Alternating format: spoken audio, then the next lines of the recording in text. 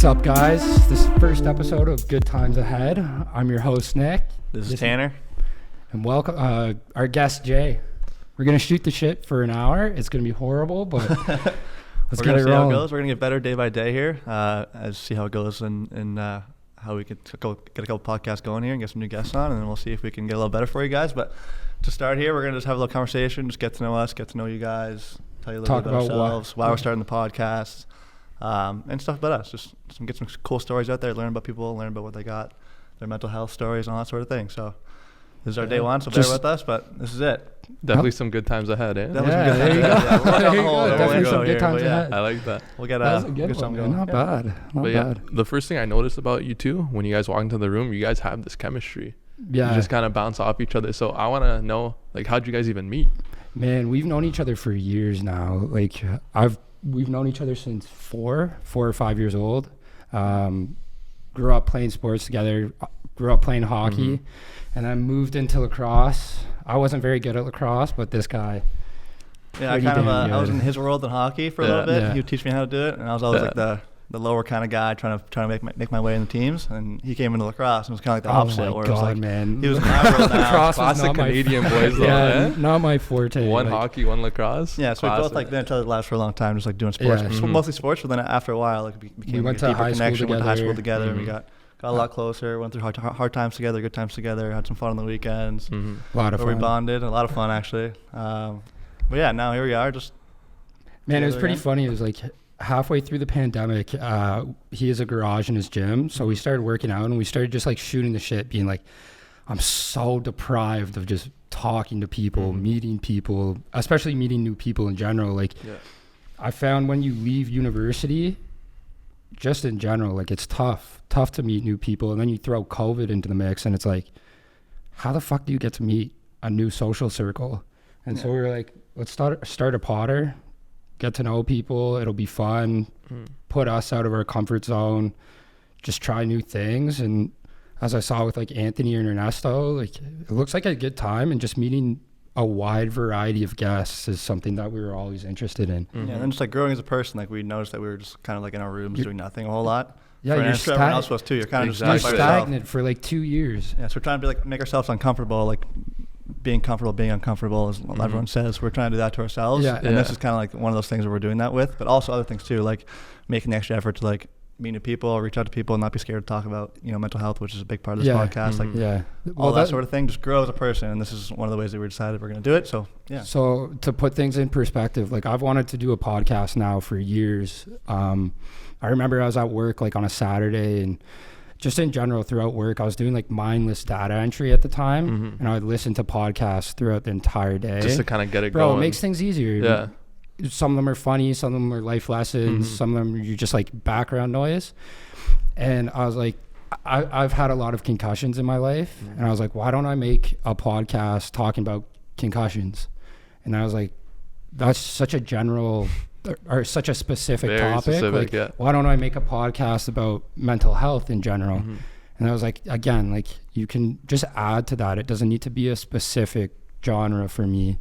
I feel like just getting stories or people opening up in general, you can learn from anyone.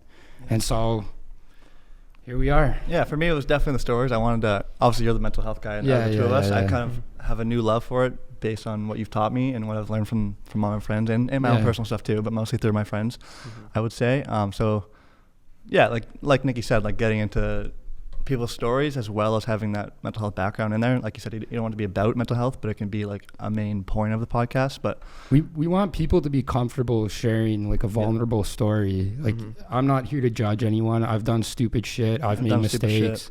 Like everyone goes through tough times, and it's just easier when you have someone to talk to, or someone where you're like, okay, like this guy's not going to judge me, or regardless of what happens, they're going to be in my corner. So I feel like just in general, that's where I was coming from for the Potter. Just and with the pandemic, that's definitely a massive topic that's arose. Mental health is something that's definitely good to talk about. Yeah. And I like that you guys are engaging in that. That's awesome. And especially like coming from our backgrounds, like hockey and lacrosse, holy fuck, man. They don't talk about it at all. Like, yeah, it's very, very manly. It's a very like alpha kind of environment in those sports, 100%. gotta get over yourself in a way, like swallow your pride and just like talk about it. Like you can't take yourself too seriously. Like I find a lot of the times some of those guys they act too tough. Yeah.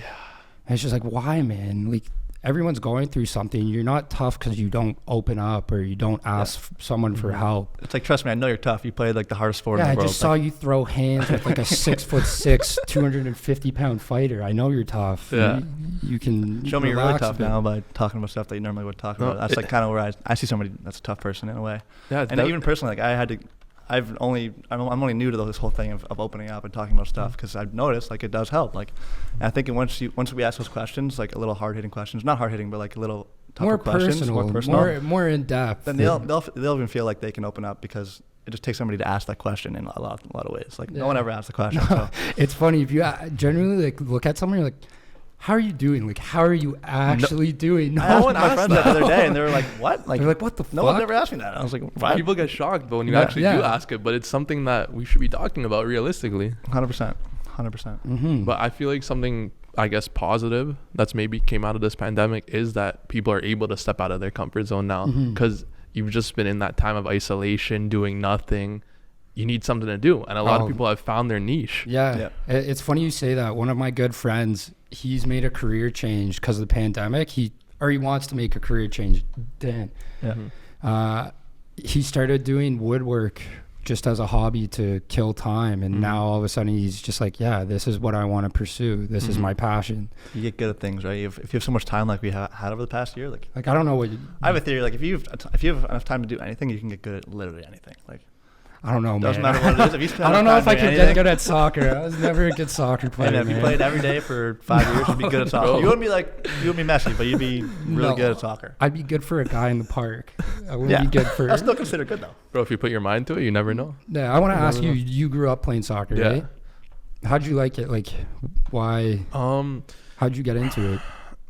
Family, the passion just kind of comes down from my dad. My dad's from Brazil. Oh, so right on. Massive soccer culture there, and I kind of just grew into that. My brother, I have an older brother. He always played soccer, so it was kind of within the family. And where I grew up like Vaughan, Woodbridge. Yeah, everyone's Italian. Everyone loves soccer, so that was just kind of my environment. Yeah. Right.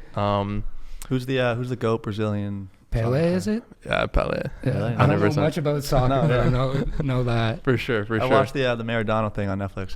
His name Maradona? Yeah, that's right. That was a beauty doc.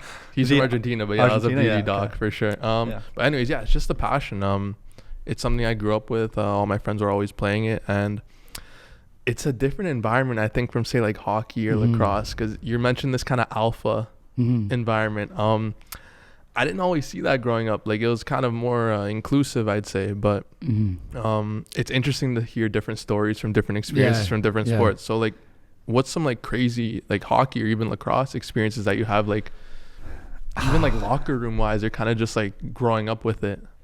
Honestly, for me, the craziest aspect about growing up playing hockey in Toronto are the parents.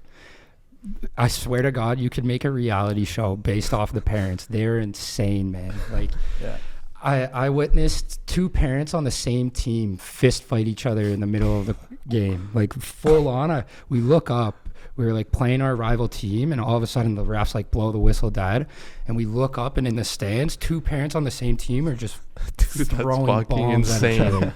Yeah, I was like, okay, they're probably not going to be friends after this, but lacrosse I would say is a blue collar sport, so more of the fights happen in terms of that instead of like kids competing for spots to make eventually millions of dollars. I'd say that's probably the biggest difference. But again, it's a little more gritty for sport in terms of the people, which makes them more loving, more open, more Mimico boys. Yeah, like they're gritty, man. So they're very gritty in terms of they'll fight. Like everyone's pretty much down to fight at all times, but they're more like loving in the sense that they're very family oriented, old school, that sort of thing. That's probably why there's more fights in hockey, I would say. Like. In terms of the parents. To put things in perspective, like we would go watch his Mimico lacrosse games, and then after the game, like first of all, the arena would be packed, and after the game, you'd go out back, and like parents would have like 2-4s and cars ready to go, like tailgating for a junior A lacrosse game, which was just incredible. Like Timmer his dad would like come out, and he'd have like a 2-4 in the back of the truck. you'd be like, yes. Yeah, I don't think that happens very much at any junior hockey games. No, that doesn't I happen love that all. though. I love when they're into it though. Like obviously it could get too far, but bro, just that passion, it's unmatched. Yeah. For me, that's the best part of a team sport is just like the camaraderie. You basically develop like a family. Like, for example, my team I grew up playing hockey with, to this day, like probably 3 times a year, I'd say 15 of the guys who played on my hockey team all go out together. We make sure, like, when guys are home for Christmas, guys are home for summer, or just throughout the year, we make sure we have a night where we go out, which is tough because like some guys live in St. Louis or Detroit. As I said, our buddy lives in Montreal. Guys Florida. Are working Florida. 2 of the guys are playing over in Europe. So it's just pretty cool, like coming back and still having like picking up just where you left off, even though it's been probably a decade since we last played together. Yeah. That's the best part of the sport because those are guys you grew up with. Those are guys sometimes you see more than like your school friends, you know, outside of school. So it's amazing to see. But we mentioned off camera something of a professional. Oh yeah. We got a little professional across the table over Working here. on it. Yeah, I got my first professional game in the National Lacrosse League, which is the NLL, like it's like the NHL of lacrosse.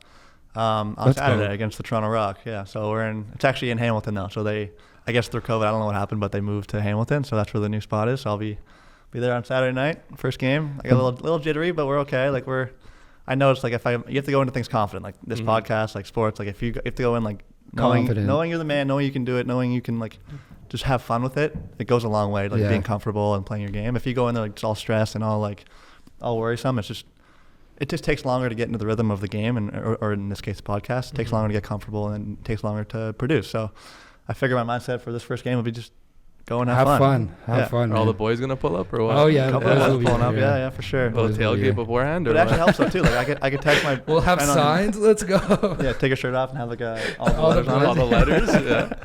Yeah. Get kicked out of your first game. Throw hands first shift. Come drink with the boys after. Yeah.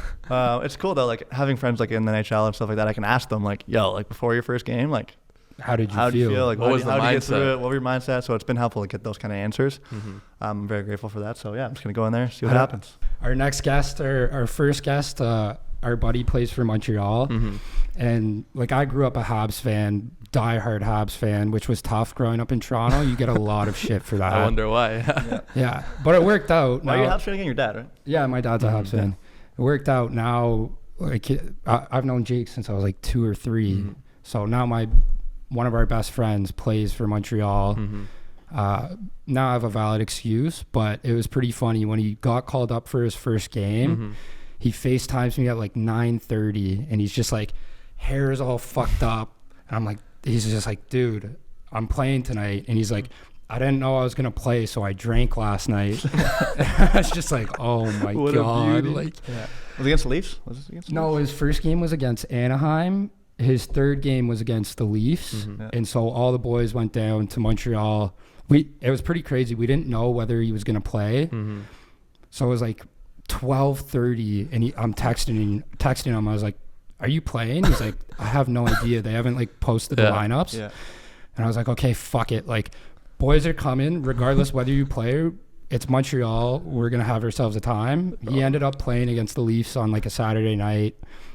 His family was there. All of us were there. So it was a pretty cool experience. Like, yeah, his brother was living in New York City right now, and he was like on call, like be ready to go to the airport at any moment. Yeah, exactly. Kind of a cool experience. His brother was pretty funny. For the first game, his brother thought it was in Anaheim, so he took a flight to Anaheim and only packed like sandals, shorts, like Bro, he's ready clothes for the beach. It was in Montreal, so he had to take a flight back to Montreal, and he just had like summer wear. Yeah, he's in like a Hawaiian shirt.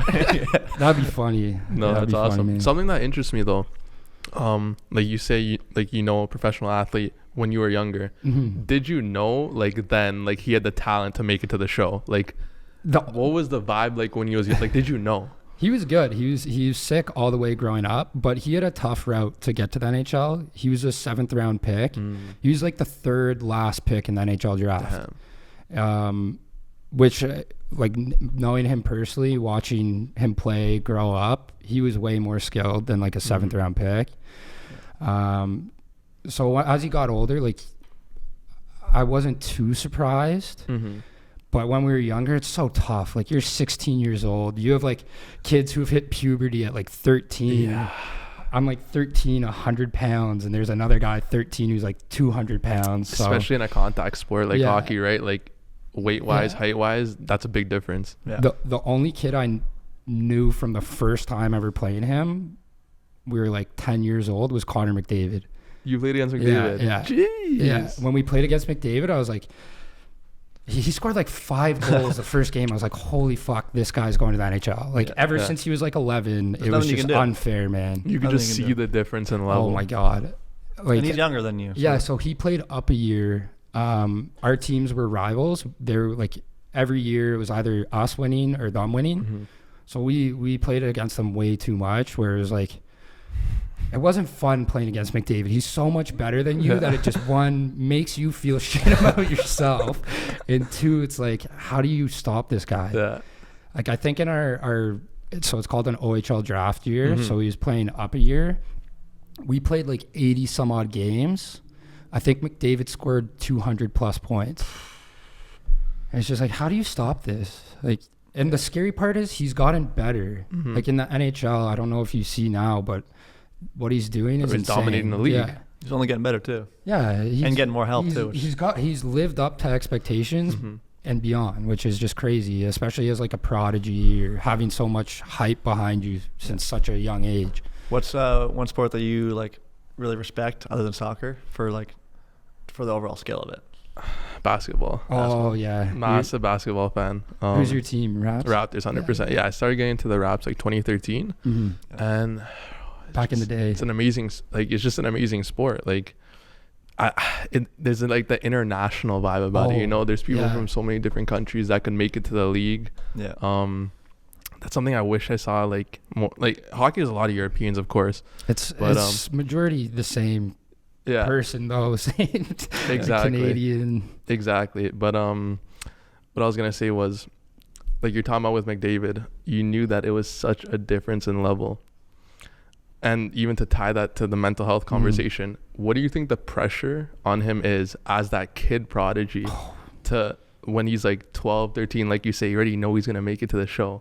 How much pressure do you think that is on a kid that age? Man, I couldn't even imagine. Yeah, it's probably insane. Yeah. Well, it's probably one of those things where like if you go through it for so long, maybe like a podcast, kind of like if you go through a certain amount of episodes, you just become comfortable with it and you just have fun with it. Yeah. I'm sure he's at that point now where he just knows that he's just going to play well. So it's kind of like, okay, like what can I do that's different? Like, well, how can I get better? Like, you know, he's got to find ways to be more existential and out of your body kind of thing to realize what you can and can't do. And I think he's done that very well. Oh, he keeps like pulling moves out of his ass. I'm like, and some of the goals he scored recently are insane. Yeah. He definitely like thinks about stuff like that. I would say, if I had to guess, I don't know him personally, obviously, but I think if I had to guess, he would definitely say that he reads and reacts in the moment, but also like knows the best way around doing things. I would say like when to step, when to do this, when to stick handle. He probably has like a log in his mind of what to do based on the years that he's played. So I think he's comfortable now doing that shit, but definitely mentally, it probably took him a while to be comfortable like that.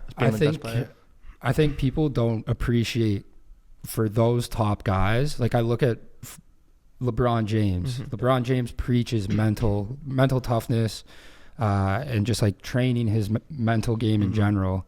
And that guy's gone through it all. Like I couldn't even imagine. McDavid had pressure, but a guy like LeBron James has way more pressure. I think McDavid's like the overall most skilled athlete of all time in their sport. So it's crazy to me that he that's makes tough. Really? That's a heavy claim. Dude, he's that's so a heavy good. claim. He's that's by far the best hockey player. Like most skilled hockey player of all time. But really, yeah. In my opinion, not the best. Yeah. Like the most dominant is Gretzky. Best hockey player, most skilled hockey player of all time, McDavid by far. It's absolutely insane. Really? And he makes like $13 million bucks. And like if you look at what the best players on every other sport's making, it's like 40. It's like how is that? Well, the difference in salaries between NHL and like MLB, NBA is insane. The contracts are stupid. Like in my personal opinion, I don't know if it's everyone else's opinion, but he's the overall most skilled person. Therefore, like he shouldn't be getting paid way less than everyone else. He's still getting paid pretty he's nice. Still doing all right. I take 13 million a year. Yeah, it's not bad. I take $1 million. It's mind-boggling. In Edmonton too, he's probably living. I know. He's living nice. He did like a house tour the other day, and I was like, if this guy's house is this nice, I can only imagine how nice Patrick Mahomes' house is. Oh my God. I want to bring it back to the international aspect of basketball. The year the Raptors won, I think Pascal Siakam was most improved player. So from Cameroon, Giannis from Greece won MVP. Rudy Gobert was from France. Luka from Slovenia. Where's he from? Slovenia. Yeah. Which is crazy to me. You have every major award is won by a different country. Which to me, like, you don't see that in any other sport. Oh, it's amazing. And like, do you think hockey or the NHL could ever kind of get to those heights? But why? Like, why do you think that? I think hockey's too expensive in general. I think basketball, like, you can have guys from Greece. Like, I watched a little like 30-minute video of Giannis, and like all you need is a ball and a court. And it's pretty incredible for Giannis's family to have 4 guys in the NBA or 4 brothers in the NBA. Like, all freak athletes. Can you imagine that family reunion? If you're one of the cousins who's just doing nothing, you show up and it's just like, oh, hey, Giannis won the championship last year. Yeah, they both did. Danis or whatever won it the year before. Yeah. It's just like, I'm unemployed. Pretty sick family, yeah. Crazy. At that point, I'd be Giannis's assistant. I'd just reach out to him and be like, hey, anything you need done, I'll get it done. Yeah. But yeah, even taking it back to he would not want me to. You can't cook, eh? I can cook for me. Couple eggs here and there. No, you know what? You know what? I'm a pretty decent cook. What can you cook though? I can cook a wide variety of stuff. Hello, barbecue. Pasta and rice? Last year, I took a virtual cooking class from a guy in Rome on how to make pasta. Was it like a one-on-one session? No, it was a group session, and it was like where you had to like make the pasta from scratch with the eggs. Yeah. I completely fucked up the eggs where it started overflowing over my table and like spilt all over the floor, and the guy's just like, I put my laptop this way, so like your laptop is pointed down watching you kind of cook. Yeah, so no one could see me, and all you hear is like the guy from Rome being like, Nick, what's going on? Like, he's calling you out too. I'm like, thanks, man. Like, when I salvaged it, it was pretty shit, but I tried. Yeah. For a mungie cake, I cannot cook. I got nothing going for me. I gotta get a cooking book or something like that. Someone's gotta teach me how to do it. Your diet is the diet of like I eat like a 6-year-old. We gotta hear this. My metabolism is like insane. I'll eat like, bro, it's like PB&J sandwiches. Yeah, I eat a lot of calories, just like not good food. So I don't know. I feel like if I just work out, I'll stay on top of it and run and shit. But I'm like, my metabolism's crazy. Like, what's your like classic kind of? Like, I just eat like shit. I eat like, I don't know. This guy has like burger with nothing on it. It's just like chicken nuggets with like French fries, like my brother, like, man. Burger with nothing on it. Like, shit like that. Like I don't know why I do it. It's just like simple. A shawarma place, you'd probably just get chicken. I got poutine that one time. Oh my God, no. And you put nothing in the wrap? Nothing, bro. This guy's literally like my brother, man. Bro, I'm like, put some. You gotta eat, bro. Have you? I embrace it though. Everyone's always like, "What are you doing?" Yeah, he does, Rob. You know what? I like what I like. Fuck all you guys. Gotta respect it, right? There we go. Respect it. Yeah, my thing is like, I don't want to. I'll try any food. I'll try. If you give me something, I'll That's a fucking lie. I'll try it, but I'm not calling you up. I'm not gonna buy it because then if I don't like it, I'm paying for it. Fair enough. I'll try it. If it's there for you, though, you're gonna try it. Exactly. All right. Have you ever been to Laziz, the shawarma place? Never. Is that your number one shawarma? That's a tough question. I'd like to consider myself a shawarma connoisseur. Bro, I've had this exact conversation with my boys, like ranking shawarmas. I love shawarma. Anytime like post bar or like the next day hungover food, shawarma for me. And I won't get like wraps. I like the shawarma fries. Really? Yeah, chicken on the rocks. What's your go-to hangover? Chicken on the stick. Snack. Sorry, bro. Have you ever had Pita Land? No, never. No. Best shawarma. Insane. Best shawarma. Better than Laziz. Osmos is disgusting. No. Disgusting. Osmos is shit. You gotta find like an authentic, like one of the smaller stores. Yeah. Where it's like not chain. The chains. No, the chain's not good. Yeah. What's your go-to post bar food? Bro, honestly, shawarma. Because they always open mad late, right? Yeah, for sure. What's yours? I've never really asked you. I'd say throughout university was shawarma. Because it was back in Toronto, unfortunately, because We're always at the corner at like Dude, King. pizza. Pizza. Right That's at the like King. spot. The place is a black hole. Oh my god. Pizza, man. Yeah, like when me and my boys would do like club nights, like we'd take like a bus like downtown, and the bus would always like you got a ways to go. Yeah, and the bus would always like drop us back off in like the Pita Land Plaza, Nice. and they're always open till 3 a.m. Yeah. So it's absolutely beauty. It's perfect. I gotta give a shout out to a Etobicoke classic for post bar is Apache Burger. If you're ever in Etobicoke for some reason, it's open till 3 as well. I think we went there every Friday and Saturday for at least once a weekend for probably like 4 years. Throughout high school, anytime there was like, I don't know if you guys called parties back in the day, but like a jam. Like a jam. Anytime after a party, we'd go to Apache. And we got to the point where we knew the workers so well, where like they would shut down the restaurant if it was just us in it. You guys. And we would smoke a blunt in the restaurant. We would bring like 20 people there. It'd be insane. It'd be like a party in the fucking. We'd just be burger like in Apache Burger, just like smoking a blunt with the guys that work there. Everyone's so drunk. So I go to Apache right now. I mention your guys' names. There's two guys. Two guys. I don't know if it's been a while. It's been a while, Is Kieran still there? I think he's still there. I think Kieran's. If you go and you're like, yo, Kieran, do you know Nick and Tanner? You go, yeah. He'll bless me a discount. No, we didn't even get a discount. We got a blunt. Discount blunt. Yeah. Discount blunt. Beauty. But yeah, we're talking about food. Like, what are you guys' backgrounds, by the way? I'm Scottish. Super white. Super Canadian?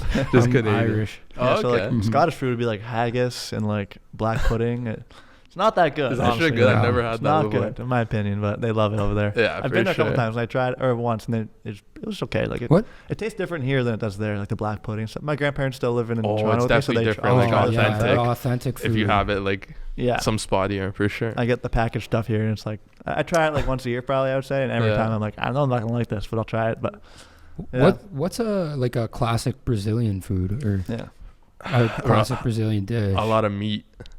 Even like there's something called feijoada. It's like it's rice, beans, and like meat. Just beauty, and just a lot of different like cuts of steak. Stuff like that. Sounds like my type of. Yeah, have you ever been to Brazil or do you? I've been to Brazil 3 times. Nice. How do you like it there? I have a lot of family there, right? Like my dad's Brazilian. He has 9 siblings, right? Oh wow. So half are in Brazil and half came to Canada. So I have a lot of cousins and shit there, and it's just good, man. Good weather.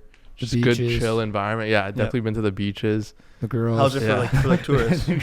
For tourists, it's good. Like I wouldn't hit a lot of touristy spots because I'd always like visit family, right? And my family's like more like small town kind of thing. Besides like if I went to the beach, but it's just a different energy, man. Yeah, it's different than here. Just the food, the weather. So if you were to pick a country in South America for somebody to go to in Canada. Brazil. I want to go to Brazil because there's just so many different spots you could hit up. Like the country's so big, right? It looks wild, man. What's the craziest place you guys have been to? I went to India for a service trip in high school. That was pretty eye opening. Definitely eye opening. Went to go build a school, so it was cool to like see the small town and what they go through and how they live their lives and help them out a little bit. But definitely eye opening in the sense like they have nothing, like, and they're still like so grateful like for everything. They have like no shoes on and they're just like smiling everywhere, and we're giving them like all this stuff, and they can't believe that we're giving it to them because they've never seen it before. Like they were playing like Angry Birds on an iPad, and they didn't want to give it back. They would spend like hours. Bro, on that's that. like crazy technology to them. They're carrying like water on their head like from 4 kilometers, and all of a sudden they got an iPad, and it's like holy shit. It really makes you appreciate what you have more. From there on out, like I want to do more of those trips for sure. 100%. We were talking about it when we get older. We want to do one. Yeah, it's just expensive. It's expensive. Yeah. Like, what's like the dream trip for you boys? Well, it depends. Are we talking about like a party trip or any trip? Both. I wanted to do this summer. Well, originally when I graduated from university, I wanted to do one of those like classic Southeast Asia, one of those trips. And I was thinking either that or go throughout Europe, do one of those. Like I've been to a few places in Europe, but I want to experience a lot. Like I want to go to Spain. I want to go to Italy. Greece looks fun. There's a ton of places. What about you? 100%. Speaking about the pandemic, I had a trip booked. I had a Rome to Paris to Barcelona trip, completely booked, and then COVID just completely fucked that up. Did you get like a voucher or something, like a free? Oh, they refunded everything, which is good. But like, COVID fucked up so many people's trips, lives in general. I know. For sure. The trips. Yeah. I know that. I want to do a golf trip with all the boys. Yeah, that'd be fun. I'm an old soul now. I kind of took up golf the past couple of years. Yeah, how's that been? We gotta do a rip though. Yeah. Like No, we yeah, gotta we gotta do like a full That'll be a bandy. rip, Like, bro. Like, kidding? That'd be insane. No, like an actual rip. I don't think we're gonna be pretty drunk. I think on that. Yeah, trip. you're gonna be drunk, but like I guess there's no bars out there. you got to do like a That kind of Florida shit. golf bendy, you know? Yeah, Sit at the yeah. beaches and golf. but I want to with the boys. We gotta do a rip. Southeast Asia would be the move, I think. No, that's not with the boys. The boys. What do you mean rip though? When you say rip, do you mean like a trip, or do you mean like a trip to get fucked up on? Both, I guess. There's a rip and there's a rip. Yeah. I feel like first things first, we got to do like a rip, like a week long just bender. Yeah. I feel like Just that's like- first. Yeah. Have you ever done? Yeah, no golf. Have you ever done one of those? Like Yeah, like in grade 12. S trip. S trip in Punta, man. Oh god. Yeah. Bro, that's the last time I've been on a plane. Oh, Really? So which was like man. 4 years ago, right? And Yeah. bro, just with Surprised the you made it back. bro, it was insane. It was insane. With the boys, it's just different though, you know? Yeah. Yeah. And like, bro, just under that sun, like that's like our grad trip too, Yeah. right?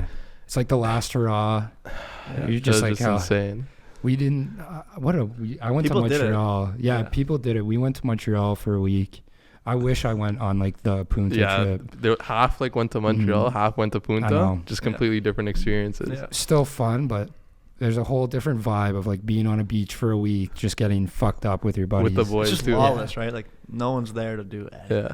I feel like there's two different kinds of trips too. There's like a boys trip and then like a trip with like say like your girl, you know? Yeah, Different yeah. destinations, completely different vibes. Completely different vibes. So what would be like a trip like a visit trip, like to experience, like not like a boys trip? Like where would you want to go? Europe. Yeah. Europe in general, yeah. I feel like there's just so many different places to go, and it's easy to get around in Europe. Yeah. And each country is just completely different. Yeah. Like you fly like an hour, and the cultures, And it's cheaper too. Yeah. To fly around. Yeah. yeah, to get from place to place. Could you go on your own for like 2 months on a trip? Yeah. To an English speaking country? Yes. No, just in general. Just in Would general, you be yeah. able to go like, you know how there are certain people who can backpack for like Yeah. 6 weeks, or some people 6 months, Yeah.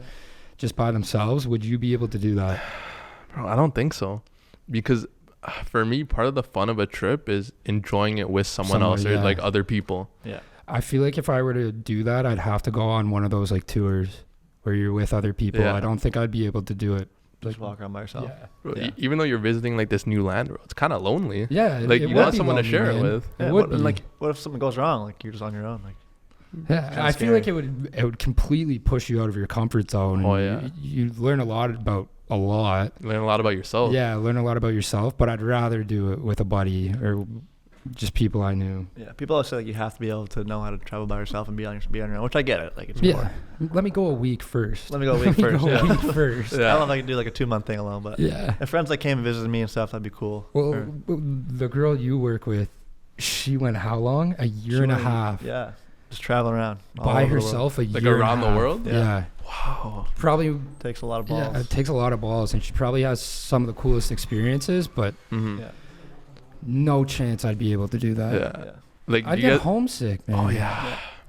It's long. Like even if you're on like a resort kind of vacation, like Mm. anything more than 10 days, Mhm. bro, it's dragging on. You want to go home, like like you just been getting sauced all week, like Well, 10 days of getting sauce takes its toll. plus like out of resort Oh too, my like you run out of God. shit to do. Like all you can do is like I guess it's you're on a beach, so I can't be Yeah. complaining, but like you can like there's excursions, all sort of things you Yeah. can do. But then after like a week of that, You can go golf. like then you can- that's there you go. there you Always go. golf Yeah, course there you anywhere you go. go. There you go. There you go. Do you guys know any other languages though? No, No. I took French until grade 10, and then I ended up Are not you doing very technically well. bilingual? No, you have to do it until grade grade 12. To get it. Yeah. No, to put things in perspective of how bad, like languages were not my forte in high school. I took Spanish in grade 10. Granted, I was like out for the majority of the year because of concussions. Yeah. But I wrote my Spanish exam and I didn't even know how to read the questions, let alone answer them. So on like the Scantron, I started doing like A, B, C, D, and then back down. And Plus I just the teacher was hot, wasn't it? Yeah, the teacher was pretty good looking. Yeah. There you go. Yeah, but no, we cannot speak You can speak Portuguese, I assume? A little bit. Can you? Not fluent. No? Not fluent. Better than us. Like if I went there, I could probably like order food off like a menu. Yeah. And like where's the bathroom? Like in French. That shit. But I couldn't have a conversation with somebody and like get what they're saying. Bro, it's because I feel like they don't teach French like the proper way here. Like they don't promote like conversation. No. Like it's like reading like a script, like watching like Ratatouille in French. What was the guy? Tintin. Tintin. Did you ever put those videos on? It was like some French guy named Tintin. No, I just remember like Bonhomme de Neige. Yeah. No, I also think when you're like that young, you don't appreciate like the value of learning or knowing a different language. I think I remember more of like the English books that we read, the titles of the books, rather than what was actually in the books. Oh my God. It's kind of like the Tintin thing. You remember the name Tintin, but you don't remember any French. Like, you know? You don't remember any context. Exactly. I don't know how you feel about it, but like, I look back and the fact that Shakespeare was a subject that we had to study in English is just such a fucking waste in my opinion. Like, oh my God. Instead of teaching financial literacy, they teach me about, I don't even know, Macbeth or whatever. Or what's the name? Hamlet. Yeah. I have one friend in finance, Johnny Wagner. He's one of my smartest friends. He was saying like, he doesn't understand how he's never been taught the stuff that he has to know for his job in a business school. Like, they don't teach you anything about like anything important, like RSPs, like anything like that. Yeah. Don't teach you shit. He's like, you can't believe it. Man. He does stuff that's way harder than that for his job, and like, he realizes people just can't do the simple stuff like that. So he's like, he's trying to like help me out. I'm asking him my own questions, obviously.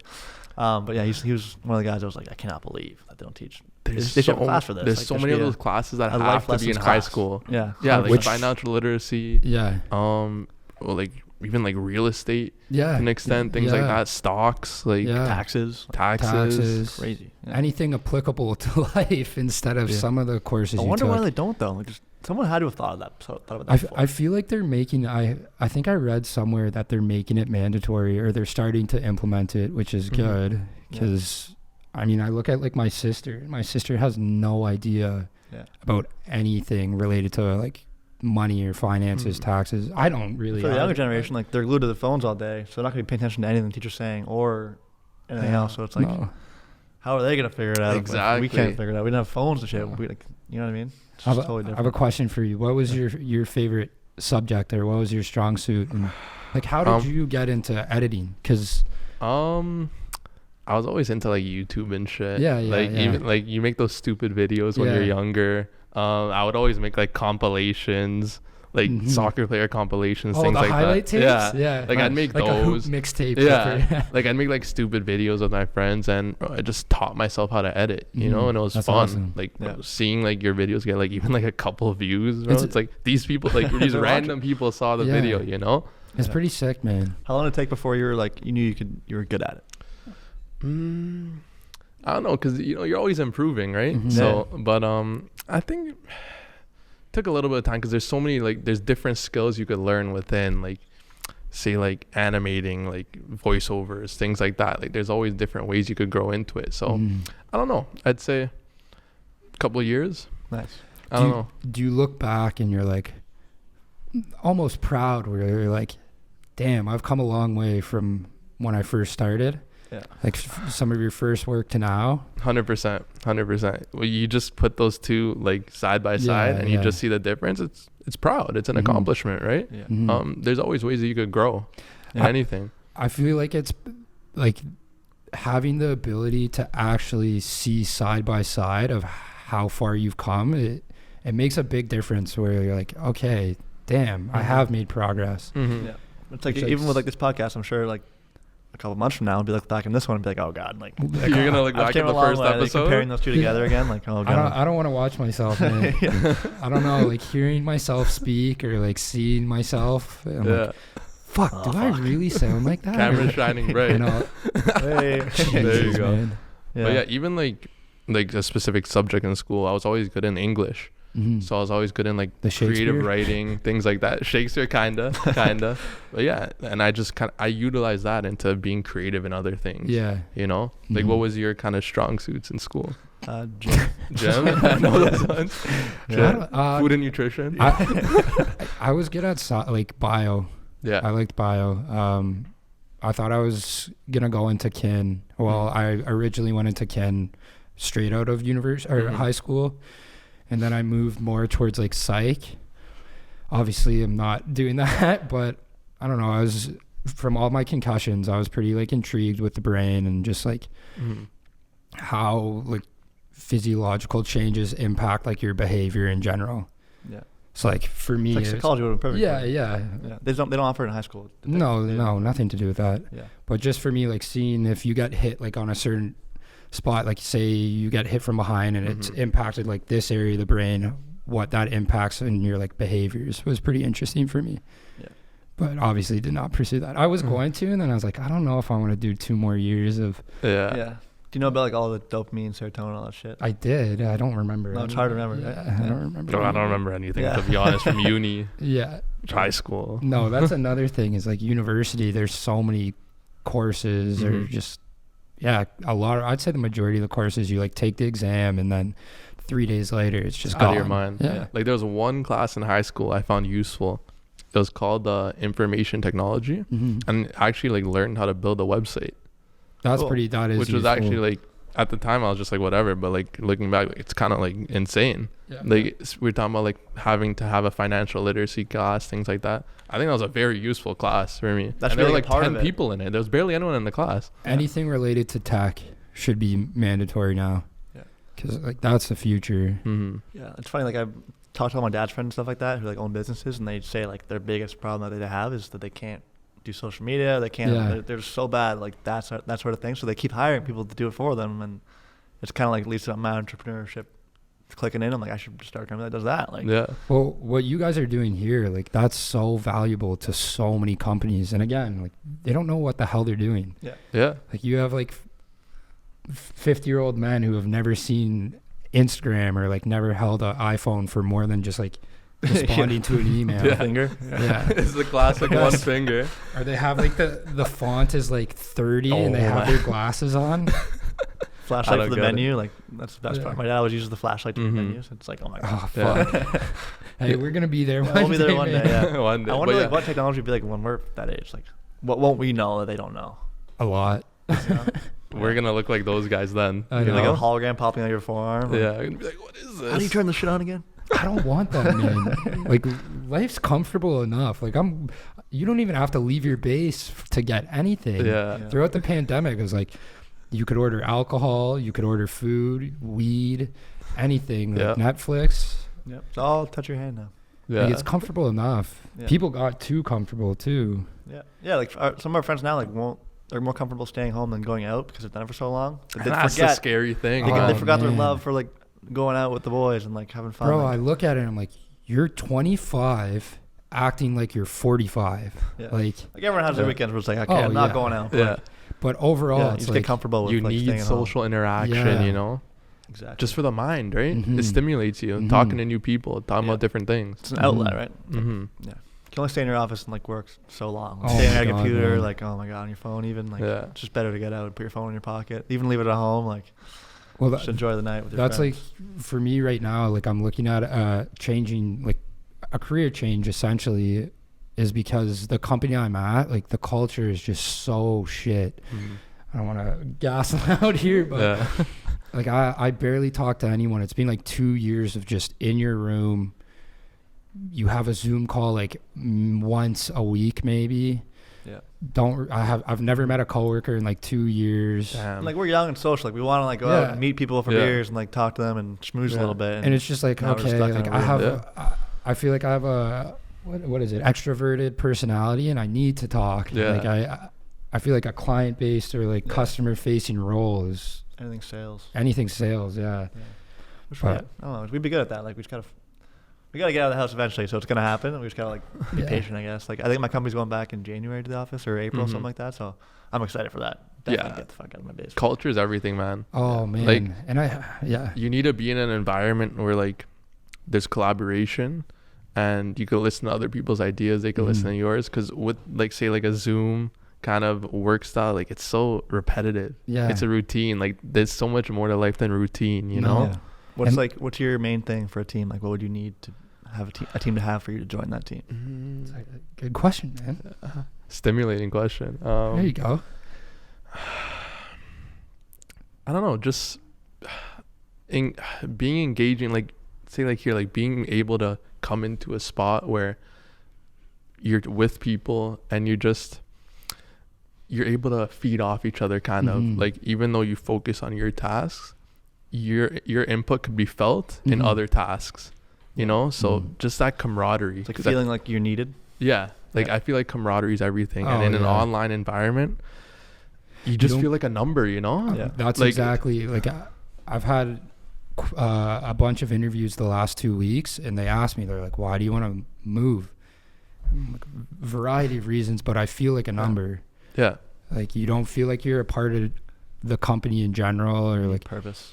Yeah. As you were saying, like I look at like your team here and I feel like everyone's probably pretty close, or like you guys are friends and you see each other and you're like, okay, like I don't want to let this person down, so they hold me to like a certain standard. And it motivates you. Yeah, it does. 100%. Yeah. How did you get involved with Neighborhood? Like I mentioned kind of off camera, I saw the Anthony and Ernesto's podcast, MBH, because I did marketing in university, right? So yeah, like I just graduated in May.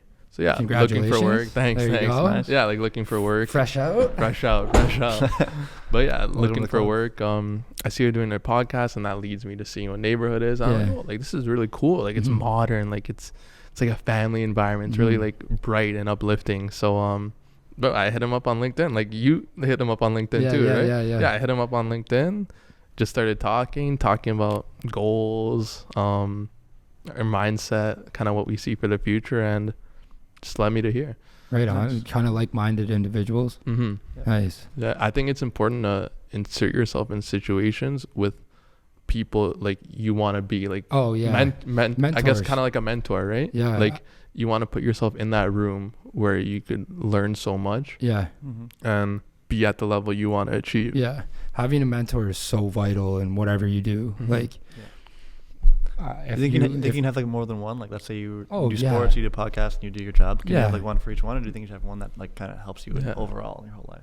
I think having the ability to kind of look at someone and see like good qualities or something that you want to aspire to, and taking those qualities from like that person, and then seeing another person taking those qualities. Yeah. I like that. Just add it to your repertoire at that point. Yeah, I like that. But for example, like I look at like I'm trying to think of someone who, like my uncle, who I look at him, I'm like, okay, I have a lot of respect for how he carries himself in this field, and like how he treats everyone with respect. And you can see like throughout the years that his social circle has grown and his like network has grown because he treats people well. Like it's not a secret why some things work. Yeah. And you can just take those things with you. Like. And then I look at like another person, like, okay, their work ethic is insane. Like Jake or something. Yeah, for sure. Just adding different things from people. I think you can go either way about it. You can have one person that you kind of like look up to the most. Like a life coach? Like a life coach, yeah, kind of thing. Tony Robbins? They teach you everything you need to know. You pick things up for different certain aspects of your life. Then you also have like your niche market role models where it's like sports. This is the guy that I look up to. Kind of thing. Well, I just think in general, like as we were saying earlier, you can learn something from anyone. Yeah. Like that's the beauty of a podcast, is like you get to know someone, and I feel like anybody watching or just us talking to you, you could learn something from it. Yeah. Or like take an angle of it and make it your own in a way. You know what I mean? Well, you have different, like we all have different perspectives on things. You're like, okay. Yeah.